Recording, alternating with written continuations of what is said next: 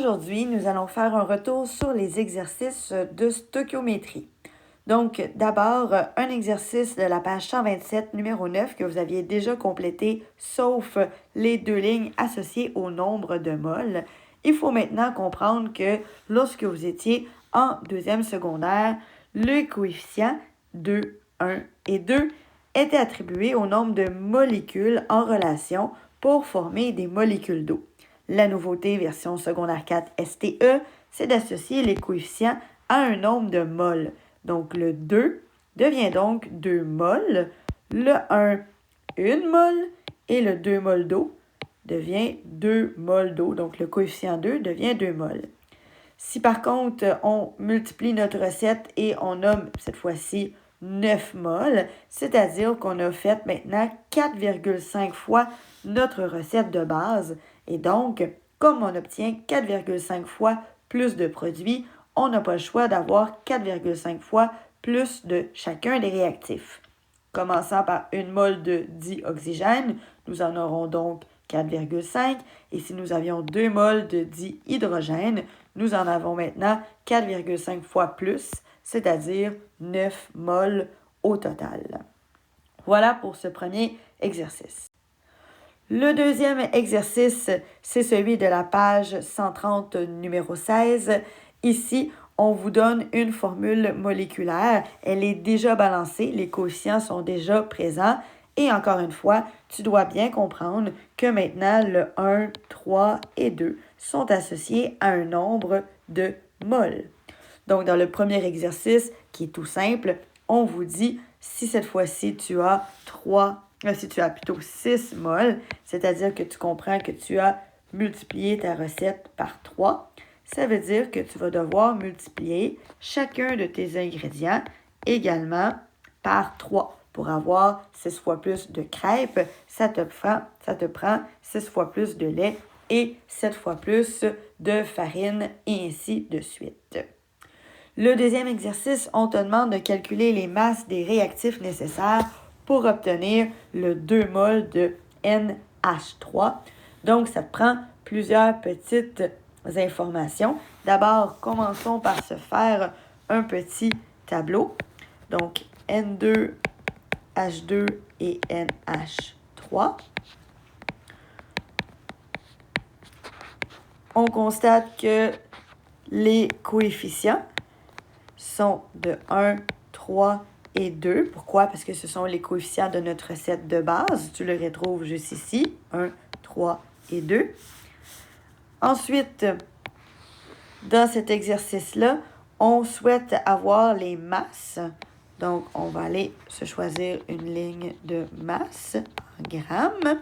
Et ici, nous avons les moles. Donc, ici, on te demande de faire exactement la même chose que la recette, c'est-à-dire d'utiliser 2 moles. Et donc, en utilisant 2 moles, c'est la même recette. Donc, tu vas utiliser les mêmes proportions, c'est-à-dire 1 et 3, parce que c'est la même chose que la recette. Par contre, la question, c'est trouve les masses des deux réactifs. Donc, on a besoin d'aller chercher la masse molaire du N2. Dans le tableau périodique, la masse molaire de ma molécule, donc en allant consulter le tableau périodique, c'est 14,01 plus 14,01, ce qui nous donne 28,02 grammes pour une mole. Et dans ce cas-ci, on sait qu'on en a exactement une mole. Donc, en appliquant le M est égal à M sur N, la masse sera donc la masse molaire fois le nombre de moles, donc 28,01 grammes par mole fois une mole. On élimine mol et mol et on obtient 28,01 grammes. Si tu trouves ça un peu trop difficile, tu veux y aller avec quelque chose de proportionnel, ça se fait très bien. Donc, le deuxième choix de démarche, c'est de comprendre que 28,02 grammes correspondait à une mole et que justement, tu en as une mole, donc ton calcul peut s'arrêter là. Tu as obtenu 28,02 grammes. Ensuite, on peut faire la même chose parce qu'on veut savoir la masse des deux réactifs. Donc, on a à descendre ici pour trouver la masse du H2. Faites attention, c'est la masse de la molécule qui nous intéresse et non la masse de 3H2. La molécule, c'est du dihydrogène. Donc, en allant chercher dans le tableau périodique, on constate que la masse molaire, c'est 2,02 grammes par mol. Et après ça, en utilisant encore une fois notre formule isolée de M est égal à M fois N, on découvre que 2,02 grammes par mol fois 3 mols cette fois-ci, parce que ça nous l'indique clairement qu'il y a 3 mols. Donc, on obtient un fantastique 6,06 grammes, puisque les mols s'éliminent avec les mols. Donc ça, ce serait notre réponse pour trouver les masses des réactifs. Je te rappelle que si tu veux t'assurer d'avoir 100% à l'examen, rien t'empêche d'aller valider ta réponse en allant pitonner sur ta calculatrice cette réponse-ci. Donc, si on le fait rapidement, on va trouver la masse molaire du NH3. La masse molaire du NH3, c'est N plus 3 fois l'hydrogène, ce qui donne 17,04 grammes par mol. On en a 2 mols, donc on ferait 17,04 fois 2 mols. Et l'objectif, c'est de constater si la valeur nous donne la même chose que 28 plus 0,2 plus 6,06.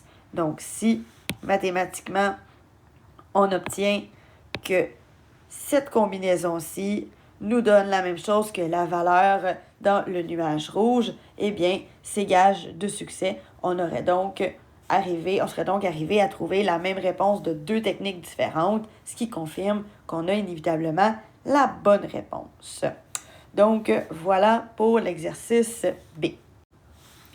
Pour l'exercice C, on te demande, une fois que ton tableau est à nouveau créé, de déterminer une masse de NH3, donc notre point d'interrogation s'en vient ici, si on part avec 10 grammes de diazote, donc 10 grammes.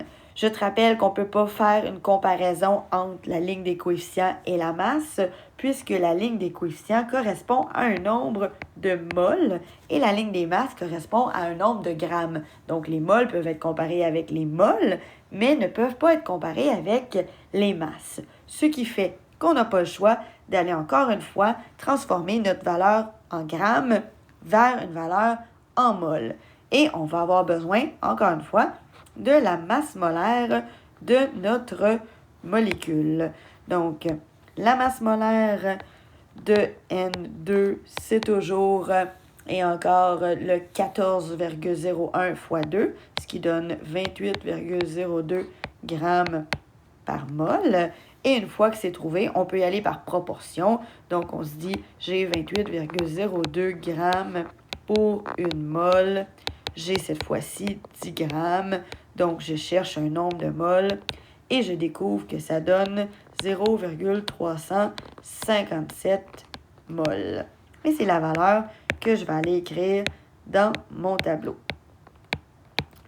Une fois que c'est fait, je peux faire la proportion qui est beaucoup plus facile en regardant de gauche à droite. Donc ici, je constate que pour chacun des réactifs que je vais créer avec le diazote, je vais avoir besoin, ça va me générer 2 fois plus de molécules d'ammoniac. Donc c'est la même chose. J'ai un certain nombre qui est beaucoup plus petit qu'une mole de diazote. Donc je vais appliquer la même relation mathématique, c'est-à-dire que je vais en générer 2 fois plus que j'en ai eu besoin, ce qui fait que 0,357 fois 2, ça va me donner 0,714. Et une fois que c'est obtenu, ce n'est pas encore la fin parce que je cherche une masse.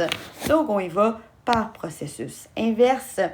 On a la masse molaire de ma molécule. Je vous rappelle que la molécule, c'est exclusivement du NH3. Donc, la masse molaire du NH3, après calcul, ça donnerait 17,04 grammes par mol. Et on y va soit avec la proportion, ou avec la formule. Cette fois-ci, je vais y aller avec la formule. Donc, on y trouve une masse, ce qui fait que M va nous donner grand M fois N. Donc, 17,04 grammes par mol fois 0,714.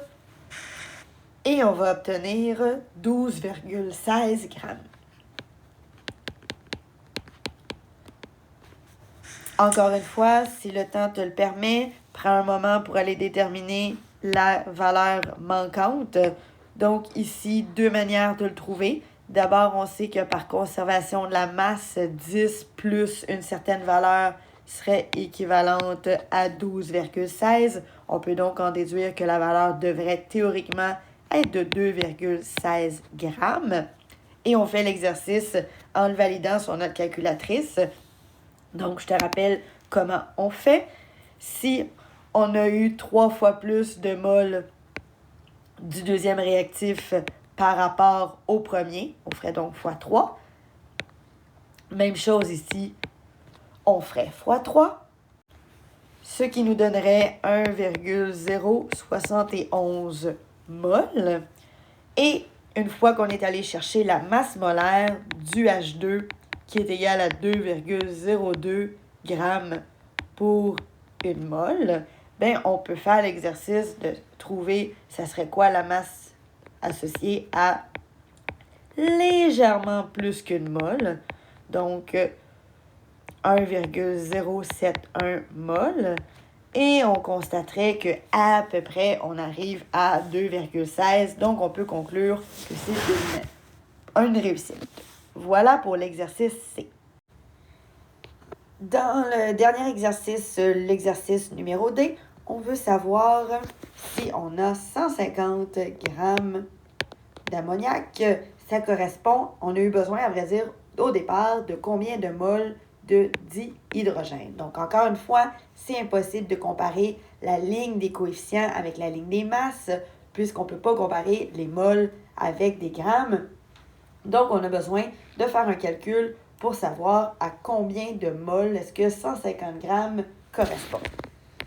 Pour y arriver, on utilise encore une fois la masse molaire du NH3, qui est de